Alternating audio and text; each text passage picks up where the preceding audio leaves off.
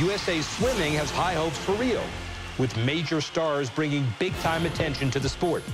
And the expectations extend to the business side as well. We've seen USA Swimming membership up, high school swimming up, masters swimming up. On this edition of Beyond the Medals, we'll explore how success on the podium translates into growth at the grassroots. The Olympic period provides a great wave for us to ride, but we know we can't just live and die by that. And we'll sit down with Missy Franklin.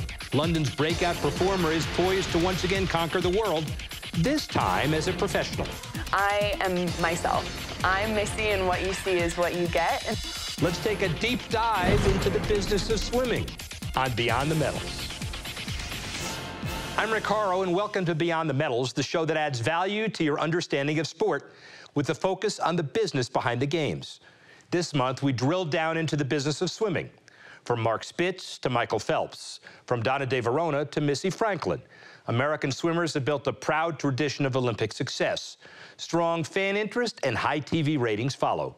Scott Blackman puts the importance of swimming into perspective from the USOC's point of view.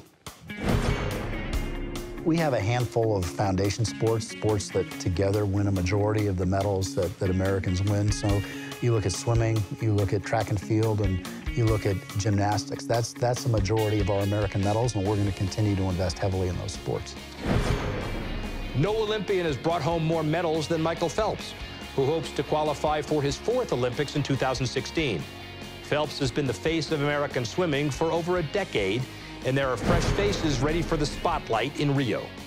We had our closing press conference in London in 2012, and Missy Franklin was on the dais with us, and she got some of the toughest questions, and she just handled them beautifully. Katie Ledecky, another one. You know, Katie is going to be one of those people who's just going to shine and help create more interest in swimming. Missy Franklin sparked plenty of interest in March when she decided to turn professional after 2 years of swimming for the University of California. Do we turn pro or go to college? Is there an official company line on that one? No, we want each of our athletes to do what's best for them.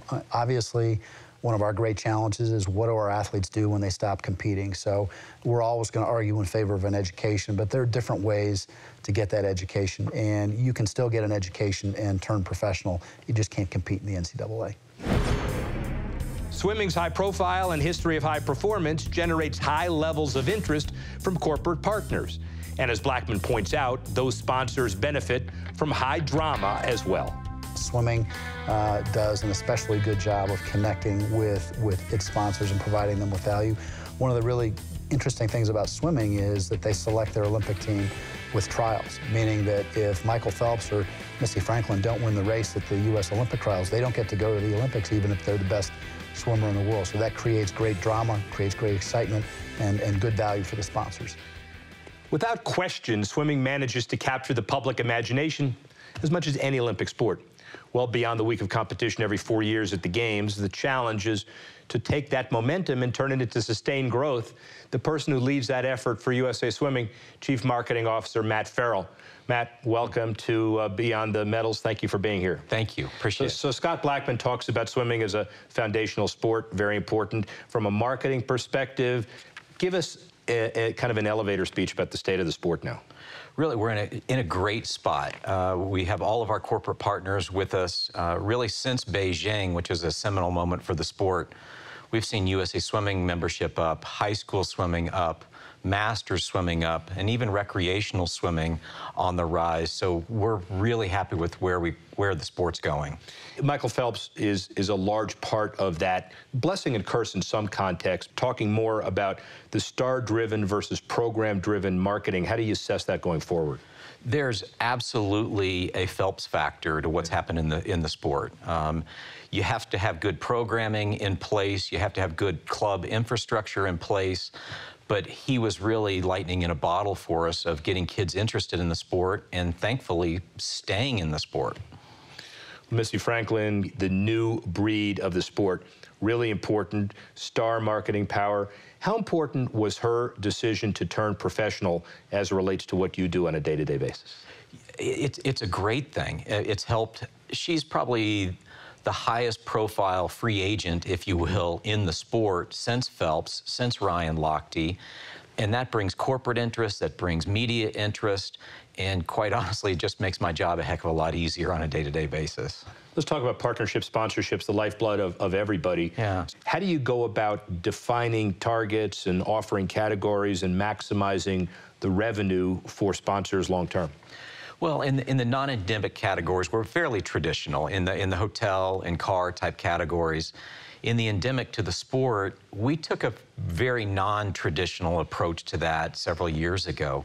Speedo had been an exclusive partner for 27 years, and we sat down with them together and said, really, in terms of growing the sport on the business side, events, television, that we thought maybe an exclusive relationship isn't the best for the long-term growth of the sport. And they eventually shared that vision, helped work with us. We brought in Arena, brought in Tier, kept Speedo as a partner to try to invest in the athletes, events, television for the sport.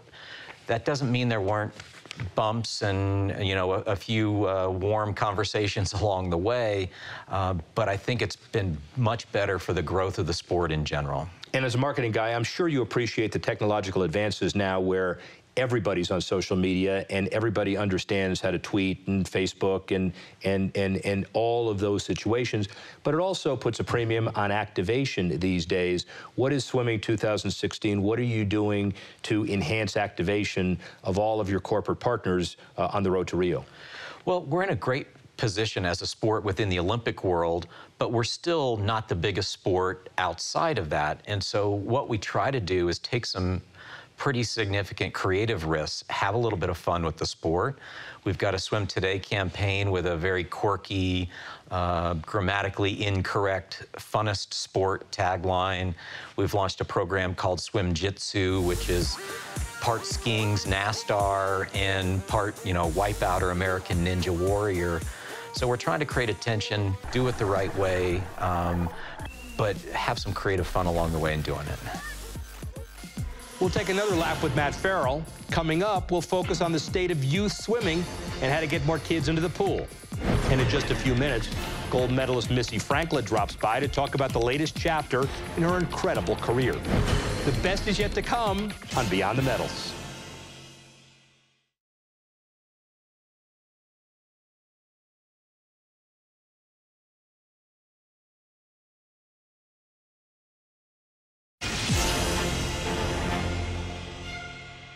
Welcome back to Beyond the Medals. We're discussing the business of all things aquatic with Matt Farrell, Chief Marketing Officer for USA Swimming. Matt, we've been talking about all the exciting things that happen during an Olympic prep time, but there is that valley, let's say, the 4 years, 3.5 years between Summer Olympics. How do you sustain momentum and how do you sustain the excitement? If I meet somebody on a plane, I tell them I work for USA Swimming, they say, what do you do the other 3.5 years? And the reality is we spend as much of our time and effort working on grassroots and youth development programs. We spend a lot of time talking to parents about how to get their kids involved in the sport, and that's a key part.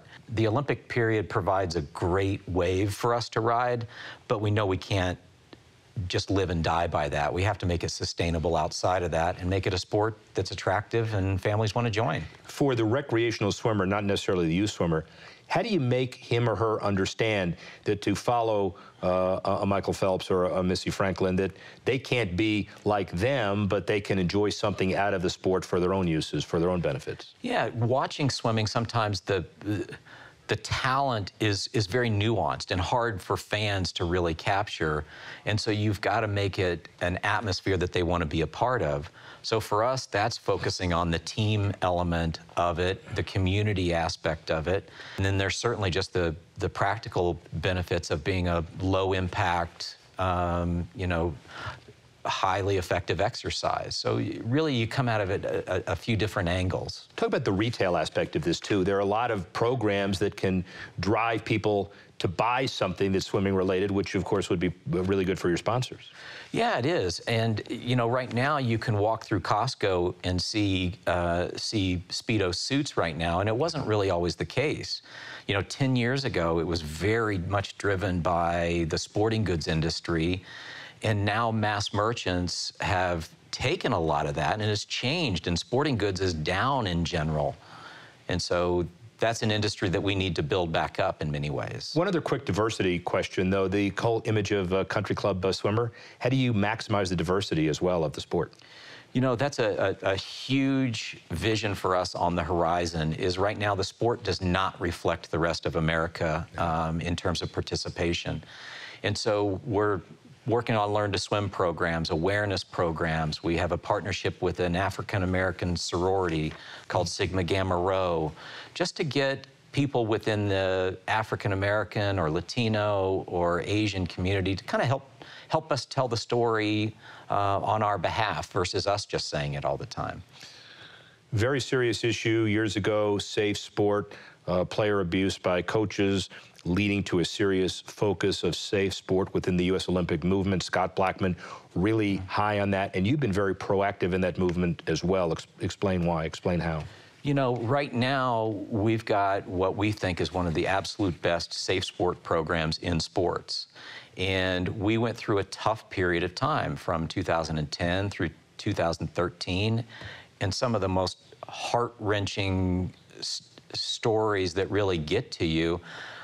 But the improvements that we've made since then and continue to make, I think have made us a better organization, quite honestly, and has really helped set us up well going forward. Matt Farrell, thank you very much, and good luck in Rio, but more important, good luck with this program. Thank you very much. Appreciate it. When we come back, I'll sit down with one of America's finest Olympic swimmers. Missy Franklin won 4 gold medals in London. She won college swimming titles as a California Golden Bear, and now she's looking to strike gold outside the pool as one of the world's most marketable professional athletes. She'll talk about turning pro and training for Rio when Beyond the Medals returns.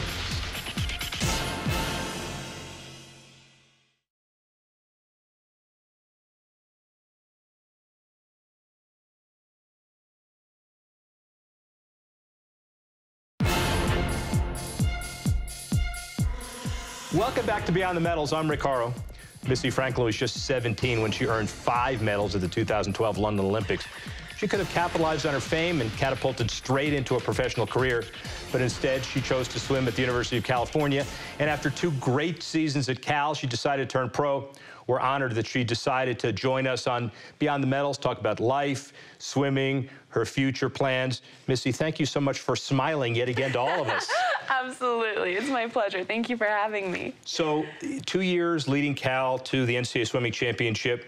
Was it always the plan to swim at college for 2 years and then turn pro, or did it just feel right? It was. That was always the plan. You know, after London, I really had to sit down with the important people in my life, mainly my family, and kind of discuss, okay, things have changed now. Do I still want to swim in college? And that answer was absolutely yes. But we also realized looking forward that if I did swim all 4 years, that would mean going through 2 Olympics as an amateur.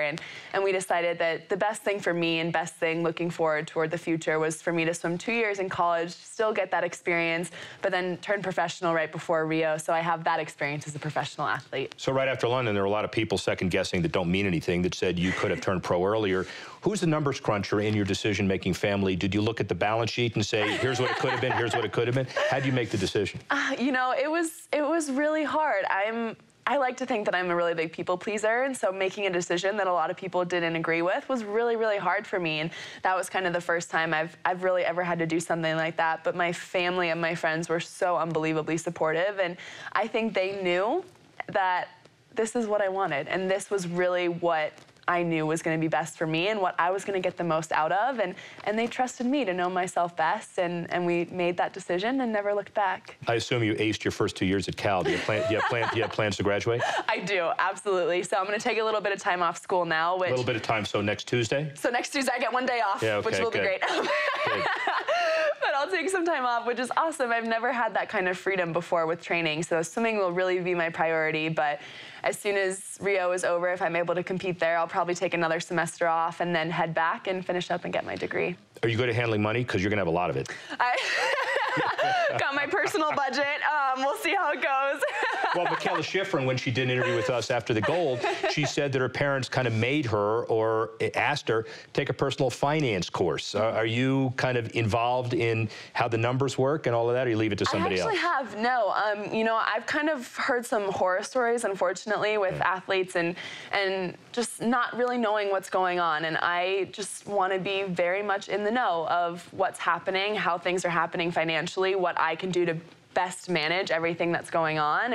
And so it was really fun. I took a course in school last semester, actually, and learned all about kind of investing and things like that. And my dad has been amazing at really keeping me in the loop. And even at 20 years old, kind of treating me as this, you're in charge. This is going to be your income that's coming in, and you need to know how to handle it. And I'm really excited about that. Now that you're a professional, will we see a boatload of sponsors before Rio, or are you going to wait till after Rio? What's your strategy on all that? No, so I think, you know, moving forward, there's a couple of really important ones that we want to nail first that we're looking at. But in the long run, we kind of use the analogy that, you know, I don't want to be someone that has her foot in so many different places. You know, I really want to look at things that are really, really important to me and things that I'm really passionate about and be able to fully commit to those, because I'd rather be 100% committed to a smaller number of endorsements of companies than not being able to give 100% of my time to a lot that I wouldn't be able to do that for. Another important business point you made, which I think is incredibly important, is that you'll shy away from, or you don't like, the companies or people who will sexualize athletes. So that's important for your brand. What do you think the brand of Missy Franklin is, though? You know, I'm so excited. I think one of the things that hopefully I've been able to portray really well is I am myself. I'm Missy, and what you see is what you get. And so I'm going to want to be with companies that, you know, really represent what I believe in and things that I'm proud to be represented by. And so that the philanthropic side of it is a huge part for me, and giving back and being a part of companies that are about changing the world and making it a better place and inspiring others. Up next, more with Missy Franklin. We'll talk about talented teammates like Katie Ledecky, how they bring out her best, and how that can only be good for business. Stay with us as Beyond the Medals rolls on.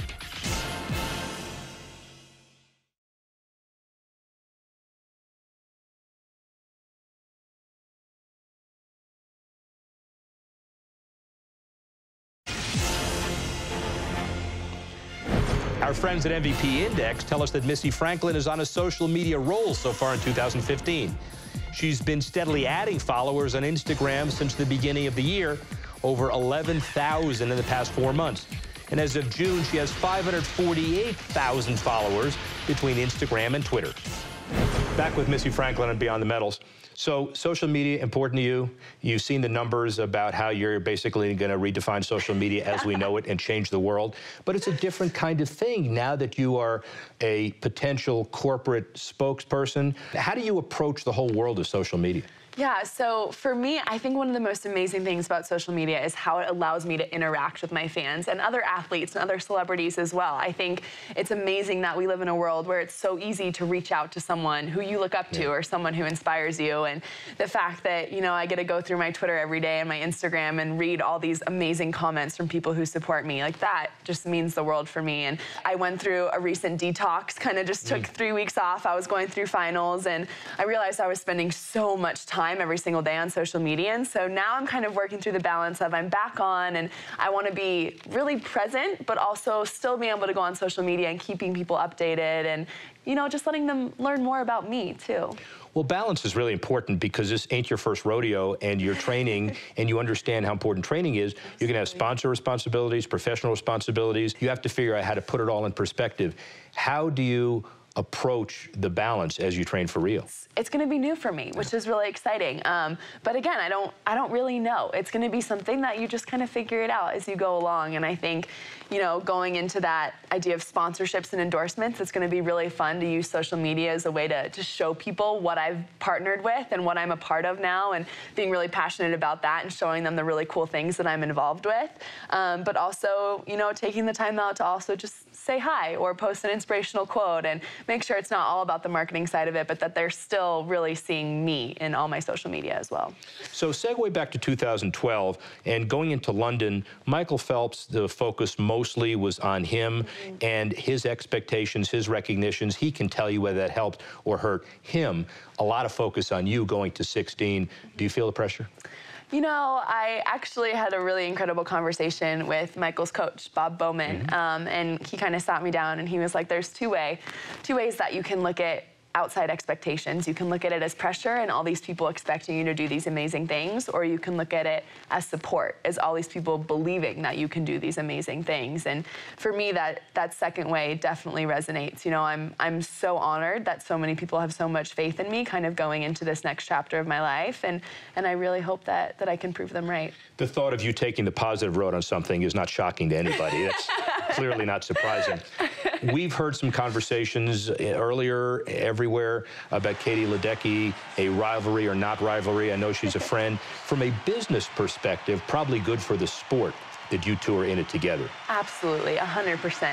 It's been so special. London was amazing for women in sports in general, for having more women than men on the Olympic team for the first time, for the women's swimmers to have done so well. The men's swimmers obviously did amazing as well. But for Katie and I to really be up there, and I think both of us being so passionate about being women in sports and to both love what we do and hopefully have the chance to show that. It's really special that we get to do it together and that I get to do it with one of my great friends. Well, your great friend has now chosen Stanford. Their basketball team much better than yours. Your football team bordering on pathetic. How are you going to deal with that? You know, the Stanford-Cal rivalry was, I think, probably one of the greatest college experiences. You know, I'm so proud of her for making the decision that was best for her, but of course, I think it's, you know, and they have an amazing program too. Amazing program, but you're smarter than to wear a Golden Bears jersey on Stanford's campuses now, I think, is probably the right answer. U.S. swimming is in a great position right now, and it's getting even better. It's not an obligation, but how do you feel about giving back to U.S. swimming from a business perspective, and how important it is to you? It's incredibly important to me. USA Swimming has just been such an incredible foundation to work with. They have given so much to me over my career, and I obviously would not be where I am today without them, and the experiences that I've had a part of USA Swimming have been amazing. I've traveled the world, I've made the most incredible friends, represented my country on an international stage, and so being able to give back to them and being able to hopefully share the love that I have for swimming and what an amazing sport I think it is, it would be incredibly important to me. Thank you for giving your time. It's incredible. I don't have to tell you this, but keep smiling and go Bears. Go Bears. Thank you. Thank you. That wraps up this edition of Beyond the Medals. Hope you enjoyed our look at the business of swimming and our conversation with one of the sport's brightest young stars. For more swimming news and great highlights, visit universalsports.com, and you can also find more video from our show. We'll be back next month with more coverage of the business of sport. Thanks for watching. I'm Rick Horrow. See you next time.